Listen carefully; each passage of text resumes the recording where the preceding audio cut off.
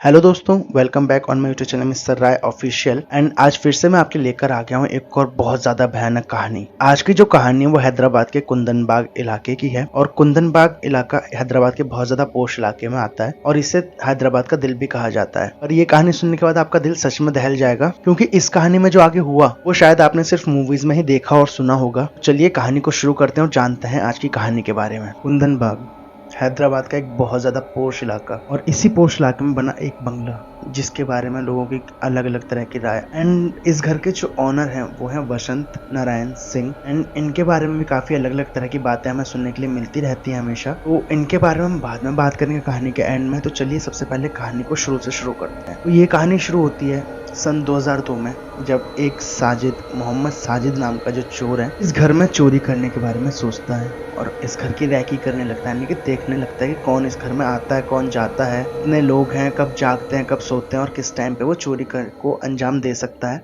तो इस चीज के लिए वो देख रहा था घर को काफी दिनों से, और देखते देखते एक रात वो फैसला करता है कि अब मैं इस घर को अच्छी तरीके से जान चुका हूँ, इस घर में ज्यादा कोई आता जाता नहीं है, रात में भी कोई हलचल नहीं होती। वो एक रात अपने साथ चाकू, बैग और अपना छोटा नोकिया वाला फोन जो 2002 में चलते थे, वाला फोन वो लेके उस घर के पीछे वाली खिड़की से उस घर के अंदर घुस जाता है। एंड घुसने के बाद, क्योंकि वो बंगला था भाई पूरा, तो ये 2 फ्लोर थे उस बंगले में, पीछे वाली खिड़की से जब वो घर के अंदर घुस गया और देखने लगता है उधर उधर, किसी ने देखा तो नहीं, तो आराम से थोड़ा छुप के रहता है। फिर नीचे जो ग्राउंड फ्लोर है वहाँ पे वो जगह जगह ढूंढने लगता है कि उसे कहीं गोल्ड, सोना, पैसा सब चीजें मिल जाए, क्योंकि उसे काफी उम्मीद थी कि ये पोर्श इलाके में घर है तो इस घर में अगर वो चोरी करेगा फिर ज्यादा पैसा, जेवर, जायदाद मिलेगी उसे, काफी ज्यादा पैसा कुछ मिलेगा इस घर में। वो ग्राउंड फ्लोर पे ढूंढता रहता है। जब वो ढूंढ रहा होता है अलमारी के पास, तभी उसे पीछे से किसी की आवाज आती है, और पीछे से जब आवाज आती है तो वो अलमारी के अंदर खुद को छुपा लेता है।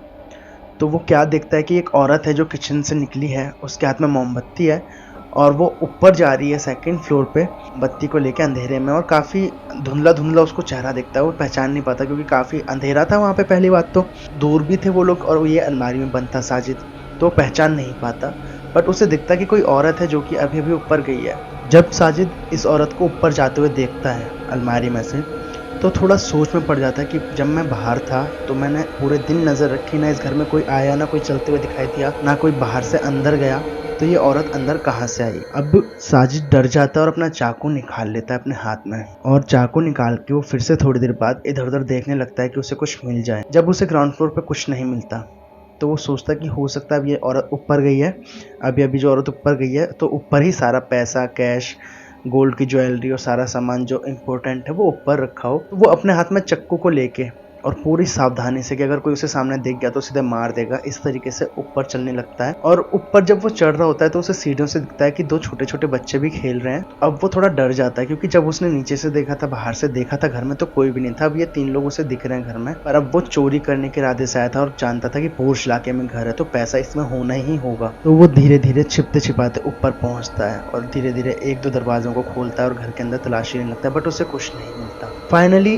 घूमते घूमते वो जब उनके मेन बेडरूम में पहुंचता है, जो 2nd फ्लोर पे, मतलब ऊपर जो फ्लोर पे था बेडरूम, उस बेडरूम का दरवाजा खोलता है तो उसे थोड़ी सड़ने की स्मेल आती है, जैसे कुछ सड़ गया हो, बहुत टाइम से कुछ सड़ा रखा हो, गंदा मीट या मांस कुछ भी कह लो, बहुत अजीब बदबू उसे आती है।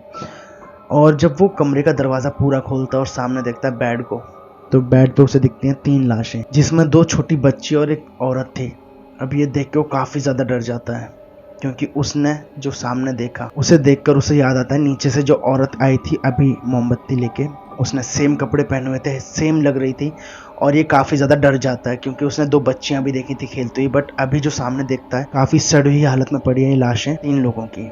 ये देख के उसके पैर कांप जाता है और वो सब कुछ छोड़ देता है वहां पे और सीधे भागता है बाहर की तरफ, और जिस खिड़की से वो आया था उस खिड़की से वो वापस बाहर कूद जाता है और डर जाता है काफी ज्यादा। तो जो चीज साजिद ने देखी घर के अंदर, उसे देख के सिंपल सी बात है, कोई भी इंसान डर जाएगा। अच्छे से अच्छा जिगरे वाला इंसान, चाहे वो चोर हो या कुछ भी हो, भाई डर जाएगा अंधेरे में ये सब चीज देखे। यही साजिद के साथ हुआ और उसे अचानक से, जब वो घर से बाहर चला गया तो उसे अचानक से याद आया कि यार जो बैग, चक्कू और फोन मैं लेके आया था और डर की वजह से मैंने अंदर ही छोड़ दिए हैं। और ये सब जब उसे याद आता है तो फैसला करता है कि भाई मुझे वापस जाना पड़ेगा उस घर के अंदर और अपना सामान लेके आना पड़ेगा, क्योंकि अगर बाद में नहीं मैं लेके आया और पुलिस को बाद में पता चला इन सब के बारे में, तो सीधा शक मेरे ऊपर जाएगा। तो साजिद काफी ज्यादा डर जाता है और वापस उस घर के अंदर जाने का फैसला कर लेता है। फिर से साजिद जाता है उस घर के अंदर उसी सेम खिड़की से जिससे वो आया था और सेकंड फ्लोर पे पहुंच जाता है। जिस रूम के अंदर उन तीनों की लाश पड़ी थी वहाँ वो पहुंच जाता है। और जब वो वहाँ पहुंचता है और अपने सामान को देखता है तो भाग के जाता है अपने सामान के पास और उठाता है अपने सामान को। बट जैसे ही वो मुड़ता है पीछे जाने के लिए तो सीढ़ियों पर उसे तीनों औरतें, जो दोनों बच्ची हैं और उसकी माँ जो है, यानी कि दोनों बच्ची और वो जो तीसरी औरत है उसकी एकदम से परछाई कह लो या कुछ भी कह लो, वो खड़ी हुई वहां दिखाई देती है साजिद को। और साजिद बहुत ज्यादा डर जाता है और जैसे तैसे करके ऊपर से जो सेकंड फ्लोर है वहां से सीढ़ियों पे वो औरतें खड़ी थी तो वहां से ना के डायरेक्टली ऊपर से छलांग लगा देता है एंड जिससे कि उसके पैर में काफी ज्यादा चोट लग जाती है और वो चल नहीं पा रहा होता है। पर जो सामने औरतें होती हैं तीनों, वो धीरे धीरे सीढ़ियों से उतर के नीचे साजिद की तरफ आने लगती हैं एंड ये देख के साजिद वापस से उस अलमारी में अपने आप को छुपा लेता है जिसमें सबसे पहले उसने औरत को देख के खुद को छुपाया था। उस अलमारी में छुपाने के बाद साजिद को ऐसा महसूस होता है कि जैसे कोई उसकी अलमारी को खटखटा रहा है धीरे धीरे, और खरोंचने की आवाज़ें साजिद को आने लगती हैं। साजिद बहुत ज़्यादा डर जाता है और अपनी जान के लिए एकदम जान जैसे उसकी निकल जाती है और सोचने लगता है कि भाई यहाँ से बचने का एक ही तरीका है।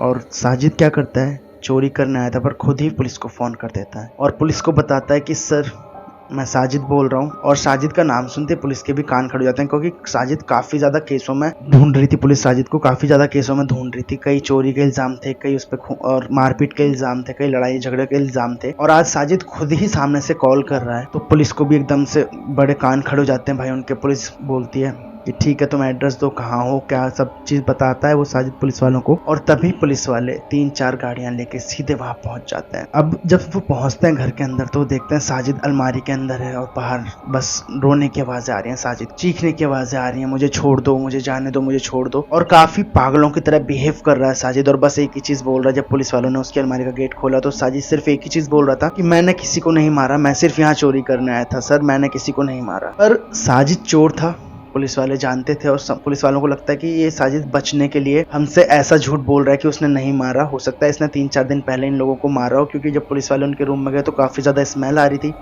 पुलिस वालों को लगता है कि 3-4 दिन पहले इनकी मौत हुई है और साजिद को अब गिल्टी फील हो रहा है, साजिद को बुरा लग रहा है कि उसने किसी की जान ले ली है 3 लोगों की। तो अब साजिद हमसे एक बहाना कर रहा है कि उसने नहीं मारा, बट सब कुछ साजिद का किया हुआ है। अब ये सब होता है, पुलिस वाले पोस्टमार्टम के लिए बॉडी को लेकर चले जाते हैं अपने साथ और साजिद को भी पुलिस वाले गिरफ्तार कर लेते हैं। बट वो सिर्फ चीख के एक ही बात बोल रहा था बार बार, उसने किसी को नहीं मारा, ये सब पहले से हुआ रखा था। अब पुलिस वालों ने साजिद को जेल में रख दिया था और बॉडीज को भी पोस्टमार्टम के लिए भेज दिया था।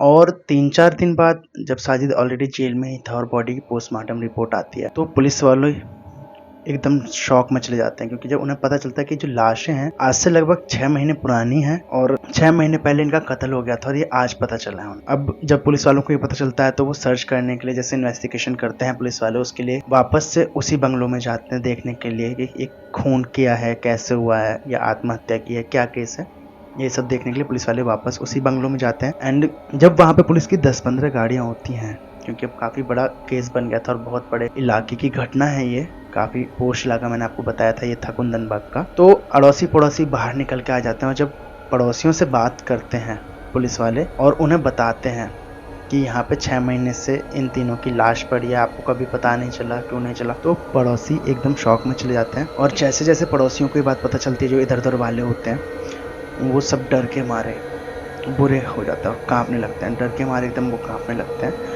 क्योंकि वो पुलिस वालों को जो बताते हैं उसे सुनने के लिए शायद पुलिस वाले भी तैयार नहीं थे। पुलिस वालों को बोलते हैं कि सर ये कैसे हो सकता है कि 6 महीने पहले इनकी मौत हो गई है, हम रोज इन लोगों को अपने घर की बालकनी में देखते हैं, ये कभी खेलते हैं, कभी हंसते हैं, कभी यूं ही बैठे रहते हैं और कई बार ये अजीब हरकतें भी करते हैं। जैसे इनके जो दोनों बच्चे हैं वो कई बार हमने खून की बोतलों के साथ खेलते हुए देखा है, इनके हाथों में खून लगा रहता है, खून है, पता नहीं कलर है, बट दूर से खून की बोतलें ही लगती हैं, वो हमने कई बार इन्हें वैसे खेलते हुए देखा है। औरत थोड़ी सी अजीब थी जो इनकी माँ है, जब भी हम इनसे मिलने जाते थे तो वो गेट जब भी खोलती थी तो कभी उसके हाथ में चक्कू होता था, कभी उसके हाथ में कुल्हाड़ी होती थी, ये सब होता है। तो ये सब पुलिस वालों को वो लोग बताते हैं तो पुलिस वाले भी काफ़ी डर जाते हैं, सोचते हैं कि अब हम इस घर में इन्वेस्टिगेशन करें या ना करें। पर पुलिस वाले जब अंदर जाते हैं तो उन्हें दिखता है कि जो उनका बेडरूम है, बेडरूम के पास एक फ़िनाइल की बोतल पड़ी थी और ये लोग भी फ़िनाइल पी के ही इन्होंने सुसाइड किया था। तो उन्हें ये तो समझ आ जाता है कि साजिद ने इन लोगों को नहीं मारा। बट अब रही पड़ोसियों की बात कि पड़ोसी किन को देख रहे हैं भाई। जब ये लोग 6 महीने से यहाँ मरे पड़े हैं। तो पड़ोसी किन लोगों की बात कर रहे हैं, किन लोगों को वो रोज अपनी बालकनी में देखते हैं। कई पड़ोसियों को तो ये भी कहना था कि उनकी जो बालकनी है वहां से ये लोग कूड़ा फेंकते थे नीचे। हम देखते हैं कई बार इनके जो बच्चे हैं नीचे इनके घर के सामने, पड़ोसियों के घर के सामने खड़े रहते थे, देखते रहते थे अपने घर की तरफ। और कई बार ये तीनों लोग, जो दोनों बच्चे हैं और बीवी है, मतलब जो औरत है और दोनों बच्चे हैं, ये घर की बालकनी में घर की तरफ मुंह करके सिर्फ ऐसे सुनते रहते थे जैसे सामने कोई खड़ा और कोई इनसे बात कर रहा है। तो ये सब होता है और पुलिस वाले भी साजिद को जो छोटे मोटे उसके चार्जेस होते हैं लगा के उस टाइम के लिए अंदर रखते हैं और बाहर छोड़ देते हैं। तो ये हैदराबाद के कुंदन बाग की रियल घटना है। अगर आपके पास भी ऐसी कोई स्टोरी है जो आप मेरे साथ शेयर करना चाहते हैं तो प्लीज नीचे डिस्क्रिप्शन बॉक्स में मेरा इंस्टाग्राम और व्हाट्सएप का नंबर आपको मिल जाएगा, वहां जाके आप मेरे को अपनी कहानी शेयर कर सकते हैं। और अगर आपको स्टोरी पसंद आई है तो प्लीज़ चैनल को सब्सक्राइब ज़रूर करें, लाइक करें, शेयर करें स्टोरी को, ताकि आपके दोस्त भी इस कहानी को सुन पाएँ। Thank you so much, take care, bye.